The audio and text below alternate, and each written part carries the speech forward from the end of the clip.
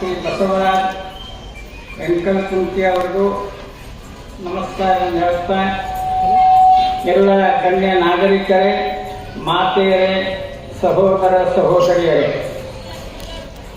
ಮಾತೆಯರು ಹೆಚ್ಚು ಆಕ್ಟಿವ್ ಆದ ಹಿಂದೂ ಸಮಾಜ ಸಂಘಟಿತ ಆಗೋದ್ರಲ್ಲಿ ಯಾವ ಸಂಶಯವೂ ಇಲ್ಲ.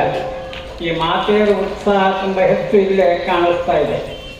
ಅದರ ಪರಿಣಾಮವಾಗಿಯೇ ಗಂಡಸರು ಸ್ವಲ್ಪ ಜಾಸ್ತಿ ಬಂದಿದ್ದಾರೆ. ಹಿಂದೂ ಸಮ್ಮೇಳನದ ಉದ್ದೇಶ ಈ ಭಾರತ ಮಾತೆಯನ್ನು ಪರಮ ವೈಭವ ಸ್ಥಿತಿಗಿಂತಲೂ ಶ್ರೇಷ್ಠ. ಇದನ್ನು ನಾವು ಸ್ವಲ್ಪ ಅರ್ಥ ಮಾಡಿಕೊಳ್ಬೇಕು. ರಾಷ್ಟ್ರೀಯ ಸ್ವಯಂ ಸೇವಕ ಸಂಘ ಪ್ರಾರಂಭ ಆಗಿ 100 ವರ್ಷ ಗಾಂಧೀಜಿ ಆಂದೋಲನ ಮಾಡುವಂಥದ್ದು ಭಾರತಕ್ಕಾಗಿ ಅಲ್ಲ, ಖಿಲಾಫತ್ ಆಂದೋಲನ. ಖಿಲಾಫತ್ ಆಂದೋಲನ ಅಂತಂದ್ರೆ ಮುಸ್ಲಿಂ ಧರ್ಮಗುರು ಖಲೀಫನನ್ನ ಬ್ರಿಟಿಷರು ಕಿತ್ತೊಗೆದಿದ್ರು. ಅವರನ್ನ ಪುನಃ ಸ್ಥಾನದಲ್ಲಿ ಇಡಬೇಕು ಅಂತ ಹೇಳಿ ಗಾಂಧೀಜಿ ಆಂದೋಲನ ಮಾಡುವಂಥದ್ದು ಭಾರತಕ್ಕಾಗಿ ಅಲ್ಲ, ಖಿಲಾಫತ್ ಆಂದೋಲನ. ಖಿಲಾಫತ್ ಆಂದೋಲನ ಅಂತಂದ್ರೆ ಮುಸ್ಲಿಂ ಧರ್ಮಗುರು ಖಲೀಫನನ್ನ ಬ್ರಿಟಿಷರು ಕಿತ್ತೊಗೆದಿದ್ರು. ಅವರನ್ನ ಪುನಃ ಸ್ಥಾನದಲ್ಲಿ ಇಡಬೇಕು ಅಂತ ಹೇಳಿ ಮಹಾತ್ಮ ಗಾಂಧೀಜಿ ಸಂಘಟನೆ ಯಾವುದು ಅಂತ ಯಾರು ಉತ್ತರ ಹೇಳದೇ ಇದ್ದಾಗ ಕ್ವಿಜ್ ಮಾಸ್ಟರ್ ಹೇಳ್ತಾರೆ, ಭಾರತದ ರಾಷ್ಟ್ರೀಯ ಸ್ವಯಂ ಸೇವಕ ಸಂಘ. ಆವಾಗ 13,000 ಊರುಗಳಲ್ಲಿ ಸಂಘದ ಶಾಖೆ ಇತ್ತು. ಆವಾಗಲೇ ಜಗತ್ತಿನ ನಂಬರ್ 1. ಈಗ 50,000 ಊರುಗಳಲ್ಲಿ ಸಂಘದ ಶಾಖೆ ಇದೆ. ಅದರ 4 ಪಟ್ಟು ಬೆಳೆದಿದೆ. ಜಗತ್ತಿನ 40 ರಾಷ್ಟ್ರಗಳಲ್ಲಿ ಸಂಘದ ಕೆಲಸ ನಡೀತಾ ಇದೆ. ಇಷ್ಟೊಂದು ವಿಶಾಲವಾದಂತ ಕಾಶ್ಮೀರದಿಂದ ಕನ್ಯಾಕುಮಾರಿವರೆಗೆ, ಗುಜರಾತ್ನಿಂದ ಅಸ್ಸಾಮಿನವರೆಗೆ ಇದೇ ನಮಸ್ತೆ ಸದಾ ವತ್ಸಲೆ ಮಾತೃಭೂಮಿಯ ಪ್ರಾರ್ಥನೆಯನ್ನು ಕೇಳ್ತೀವಿ. ಪರಂ ವೈಭವನ್ನೇ ತುಮೆ ತತ್ಸ್ವರಾಷ್ಟ್ರಂ. ಈ ಭಾರತವನ್ನ ಪರಮ ವೈಭವಶಾಲಿ ಮಾಡುವಂತದ್ದೇ ಸ್ವಯಂ ಸೇವಕನ ಗುರಿಯಾಗಿದೆ. ಈಗ ಅದಕ್ಕೆ ಸಾಕಷ್ಟು ನಾವು ಮುಂದಕ್ಕೆ ಬಂದಿದ್ದೇವೆ. ಈಗ ಇದಕ್ಕೆ ಕಾರಣ ಯಾರು? ಡಾಕ್ಟರ್ ಹೆಡ್ಗೇವಾರ್. ಅತ್ಯಂತ ಬಡತನದಲ್ಲಿ ಬೆಳೆದಿರುವಂತ ಡಾಕ್ಟರ್ ಹೆಡ್ಗೇವಾರ್ ಆ ಹೊತ್ತಿನಲ್ಲಿ ಪ್ಲೇಗ್ ಬೇನೆಯಿಂದ ತಂದೆ ತಾಯಿ ಒಂದೇ ದಿನ ಸತ್ತು ಹೋಗ್ತಾರೆ. ಅವ್ರ ಅಣ್ಣ ಸತ್ತಂದ್ರೆ ಅವನು ಪ್ಲೇಗ್ ಬೇನೆಯಿಂದ ಸತ್ತು ಹೋಗ್ತಾನೆ.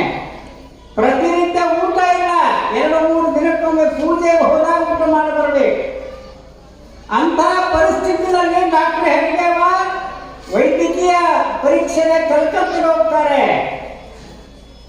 ಕಲ್ಕತ್ತೆಯಲ್ಲಿ ಕ್ರಾಂತಿಕಾರಿಗಳ ಜೊತೆ ಕೆಲಸ ಮಾಡಬೇಕು ಅನ್ನುವಂಥದ್ದು ಒಂದು ಉದ್ದೇಶ ಇರುತ್ತೆ. ಜೊತೆಗೆ ಶಿಕ್ಷಣವೂ ಆಗಬೇಕು.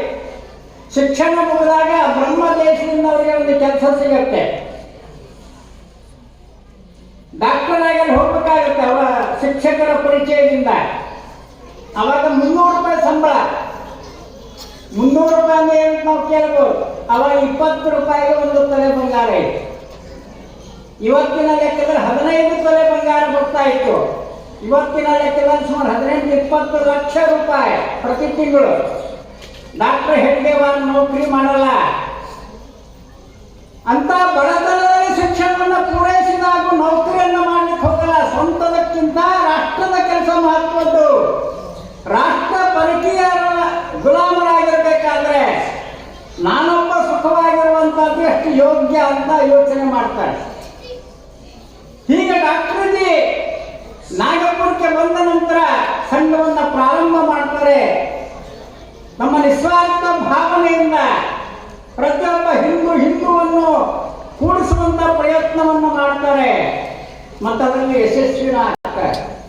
ಅವರು ಇದರಿಂದ 15 ವರ್ಷದಲ್ಲಿ ಇಡೀ ದೇಶದ ಎಲ್ಲ ರಾಜ್ಯಗಳಲ್ಲಿ ಸಂಘ ಪ್ರಾರಂಭ ಆಗುತ್ತೆ. ಗುರೂಜಿಯವರ ಕಾಲ ಎಲ್ಲ ಜಿಲ್ಲೆಗಳಲ್ಲಿ ಸಂಘ ಪ್ರಾರಂಭ ಆಗುತ್ತೆ. ಈಗ ಜಗತ್ತಿನ 40 ರಾಷ್ಟ್ರಗಳಲ್ಲೂ ಕೂಡ ಸಂಘದ ಶಾಖೆ ಇದೆ. ಹಿಂದೂ ಸಂಘಟನೆಯಲ್ಲಿ ಯಾರು ಅಂತ ಕೇಳಬಹುದು. ಜನವಾರ ಹಾಕಿದಂಥವ್ರು ಹಿಂದೂಗಳೇನೋ, ಅಥವಾ ಲಿಂಗ ಕೊಟ್ಟಂಥವ್ರು ಹಿಂದೂಗಳೇನೋ, ಅಥವಾ ಕೆಲವೇ ಜಾತಿಗಳವರು ಹಿಂದೂಗಳೇನೋ ಅಂತ. ಹಿಂದೂ ಅಂದ್ರೆ ಮುಸ್ಲಿಂ ಮತ್ತು ಕ್ರಿಶ್ಚಿಯನ್ ಬಿಟ್ಟು ಉಳಿದವರೆಲ್ಲರೂ ಹಿಂದೂಗಳೇ. ಜೈನ ಇರ್ಬೋದು, ಶುದ್ಧ ಇರ್ಬೋದು, ಬ್ರಾಹ್ಮಣ ಇರ್ಬೋದು, ಲಿಂಗಾಯತ ಇರ್ಬೋದು, ಕುರುಬ ಇರ್ಬೋದು, ಮುಂದುವರೆದವರಿರ್ಬೋದು, ಹಿಂದುವರೆದವರಿರ್ಬೋದು, ಅವರೆಲ್ಲರೂ ಹಿಂದೂಗಳೇ. ಕರ್ನಾಟಕದ ಕೆಲವು ನಾಯಕರು ಅಹಿಂದ ಸಮ್ಮೇಳನ ಮಾಡ್ತಾರೆ. ಅಹಿಂದ ಅಂದ್ರೇನು? ಹಿಂದೂಗಳನ್ನು ಒಡೆಯುವಂತದ್ದು. ಮುಂದುವರೆದವ್ರು ಬೇರೆ, ಹಿಂದುವರೆದವ್ರು ಬೇರೆ ಅಂತ. ಆ ಒಡೆಯುವಂತ ಕೆಲಸ ಸಂಘ ಮಾಡಲ್ಲ, ಈ ಹಿಂದೂ ಸಮಾಜವನ್ನ ಸಂಘಟನೆ ಮಾಡುವಂತ ಕೆಲಸ ಸಂಘ ಮಾಡ್ತಾ ಇದೆ. ಈಗ ಸಂಘದ ಶಾಖೆಗೆ ಎಲ್ಲ ಜಾತಿಯವರು ಬರ್ತಾರೆ, ಶ್ರೀಮಂತರು ಬರ್ತಾರೆ, ಬಡವರು ಬರ್ತಾರೆ. ಇದುವರೆಗೂ ಸಂಘದ ಶಾಖೆಗಳಾಗಲಿ, ಸಂಘದ ಕ್ಯಾಂಪ್ಗಳಲ್ಲಾಗಲಿ ಜಾತಿಗಾಗಿ, ಭಾಷೆಗಾಗಿ ಜಗಳ ಆಗಿಲ್ಲ. ನಾಗಪುರದಲ್ಲಿ ನಡೆಯುವಂತ ಒಂದು ತಿಂಗಳ ಶಿಕ್ಷಣ ವರ್ಗಕ್ಕೆ ಇಡೀ ದೇಶದ ಎಲ್ಲ ರಾಜ್ಯಗಳಿಂದ ಬರ್ತಾರೆ.